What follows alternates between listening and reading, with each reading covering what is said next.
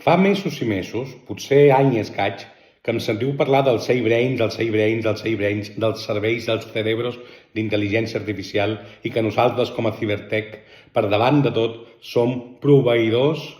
de serveis, de cerebros, d'Brains. Això va en la línia del que ja va dient el CEO de Microsoft, entre molts altres, de la mort del SaaS, del Software as a Service, del software com a servei. I no ens enganyem, el món de la IA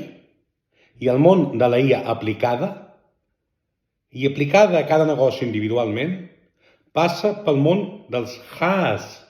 dels Agents as a Service, o sigui, dels agents com a servei, és a dir, de les aplicacions de la IA construïdes sobre els LLM